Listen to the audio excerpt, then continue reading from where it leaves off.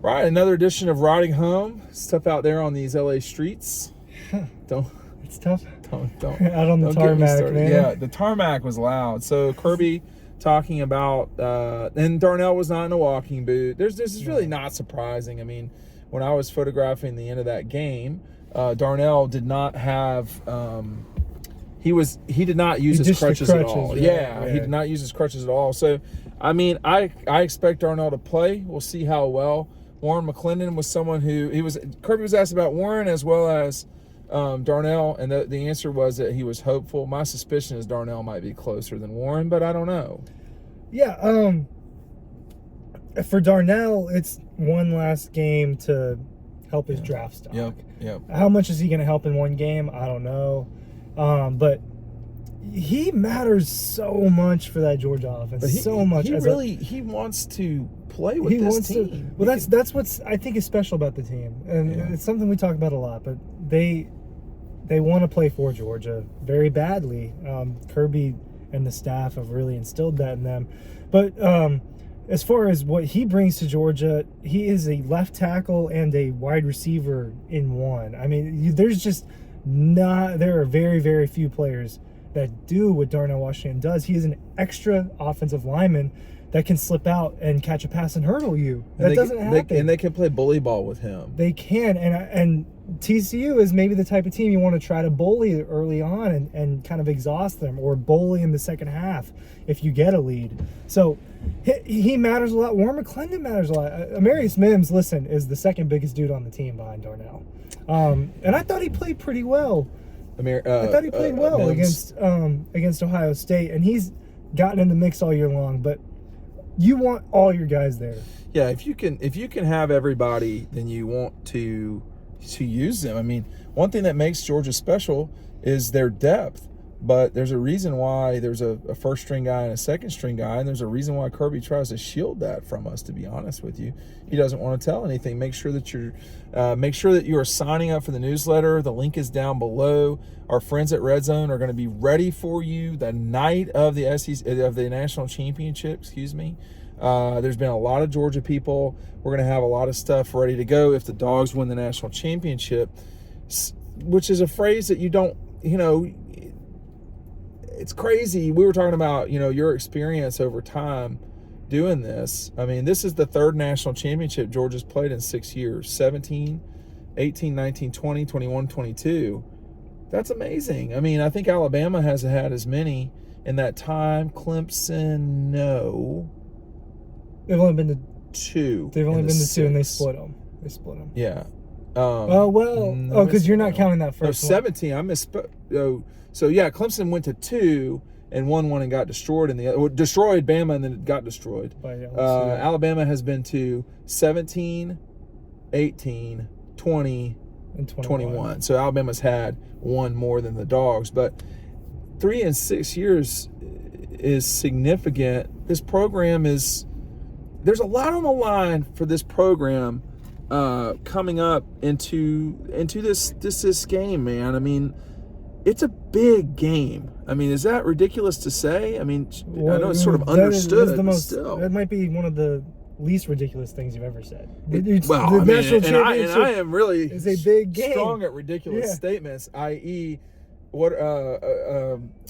In-Out is really good hamburgers, French fries, or In-Out, yeah.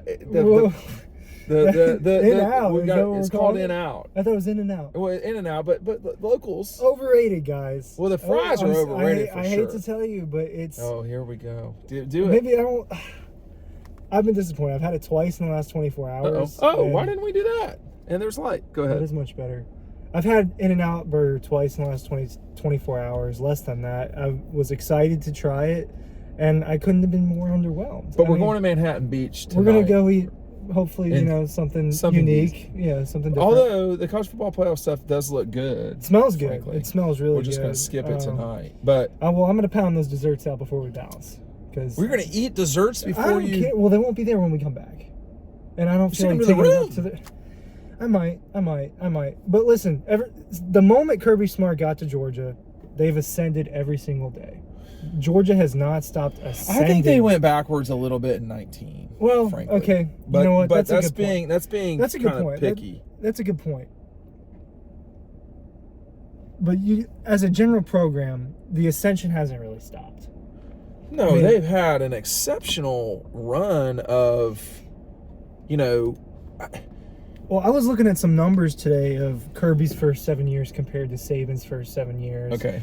Yeah, and they've had a better first 7 years. Well, not really. The only thing that's different is if Georgia wins the national championship, then Kirby would have 2 and Saban would have 3. But every other stat, Kirby's probably going to be better than him at. Wins, losses, SEC record, draft picks, stuff like that. So the only thing would be the extra national championship. If Georgia loses this, then it would be 2 national championships would be the difference between the first 7 years. But his winning percentage is like 1 game better. With the assumption Georgia's going to have a couple first-round picks, that would be either the same or better for Georgia. Oh, so you're just looking at the totality. I'm looking at the totality, and some of it hasn't been completed. Look, the guy's been exceptional. I'm not ready personally to say he's better than Nick Saban, but it's close. And let me tell you, there's not many people close to those two. Ryan Day, I think, would be relatively close. I think those 3 have run the best programs lately. I think that after that, it's a lot more challenging to know. I mean, you got Michigan is right on Ohio State's tails, if not in front of them, frankly. I mean, that's one thing that's hard to kind of, what is the fallout after this? I mean, who if it's Georgia, Bama, who is number 3? I mean, can we really say it's Ohio State with the way that Michigan's been? Yeah, well, the thing of it, and this is just, this is rumors, but it's been rumors. Yeah. If Harbaugh gets an NFL offer, I think he's going to be out. It's kind of the consensus at this point. I don't think Ryan Day is going to. I think Ryan Day's there to stay. I think that losing that game really sucks for Ohio State and everything. Sure. But, I mean, they played their tails off. And it did matter more for Ryan Day than it did for Kirby Smart. Every game matters a lot, but it did mean more for Ryan Day than it did for Kirby Smart. But I think, a lot of the questions about Kirby as a coach, I feel like the last 2 years have been really answered. The quarterback thing for years. Oh, he can't pick the right quarterback. Well, he's got the right guy. He's picked the right guy. They've figured that out. Things. That simplifies it. In-game, is he as good of an in-game coach as some other guys we know? He's a recruiter and a developer. He is a really good in-game guy. But in-game, he's just gotten better and better. Yeah. I think, it's easy to remember the mistakes of Nick and Kirby. Ryan Day now has a pretty bad one. But drive. but Ryan Day, that was a heck of a. Strategically speaking, I'm not sure there's anybody better than Kirby Smart going as a defensive person. Yeah. And he had his way with that for the bulk of the game. And then it stopped. Now, was that Kirby or was that Ohio State? I mean, I don't know. When you think about, you don't have to be exceptional in terms of talent, but that's the best way to go win. I remember, Dabo, had they not run a trick play on 4th down against Oklahoma in 2015, I don't know that they win that game. Now, they pushed on past Oklahoma, but they were getting outplayed. And that one play call got it done. Now, that guy has made some idiotic calls since, let me tell you, way more than he should have. Some in the Orange Bowl. Bizarre. Right? What was he doing? Weird stuff. I don't know. You're faking a field. I mean, so he does some strange stuff. With his children. Just saying.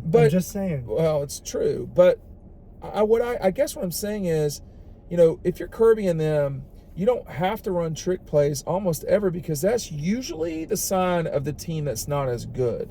Okay? Not always, but most of the time. And one thing we've not discussed at all, looking backwards on the Ohio State thing, or we have a lot, but, as it turns out, the 2 plays people keep talking about more and more and more were plays that would have been negated anyway. Marvin Harrison getting knocked out of that game with that shoulder, deal with it, Ohio State folks, that he ran out of bounds.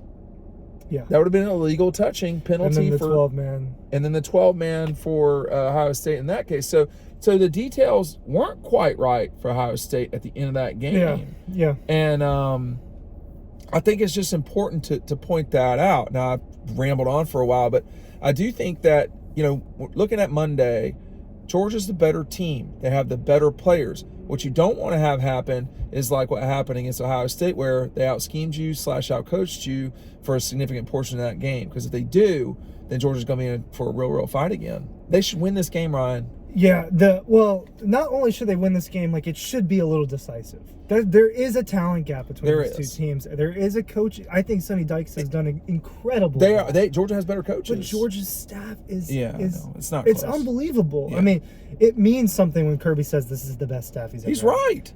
It's just insane across the board.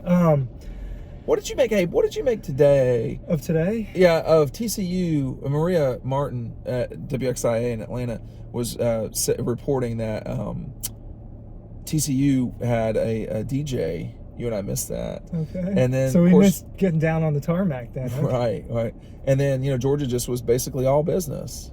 And maybe that's all business for TCU. I don't know. Well, I think that it's always been that way for Georgia. There is rarely like a sign of fun unless they're winning. You know what I mean? Like, yeah. Because it is all business. I mean, and even if they do win this national championship, Kirby's going to take about 2 days. It'll be fun for him, and then it's just on to the next. Wow. Here's what I think about that. I try to say something profound and beat on the damn car, and then that's what happens. It's like you got to get your Middle Eastern dictator hand pounding on the table down a little bit better. And this is none of my business, and it's Kirby's life, but I think he should take more than 2 days. How long do you really think he's? How long do you think he celebrated last year for? Not long. Like a day or two? I think hopefully. Like a couple of weeks, maybe. Hopefully for his mental health. They're trying to flip guys, man. Hold on, let me just. Hopefully for his life, he gets to get away. Now the 2 weeks might not be that I'm thinking of.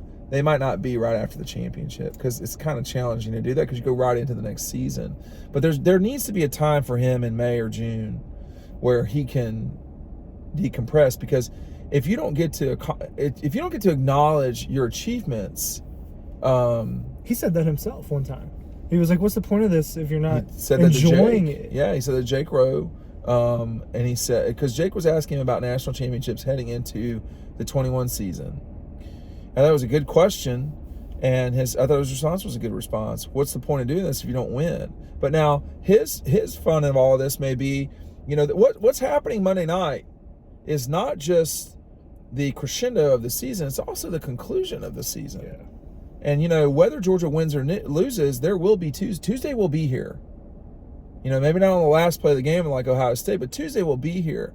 And in many ways, and this sounds like, people are not going to maybe understand this, but, no matter what happens, your program has to move forward the next day, because Georgia as a brand is bigger than one game. Even if it's the national championship, Georgia as a brand is bigger than one game. It's about Georgia, Florida, Georgia, Auburn, Tech, Georgia.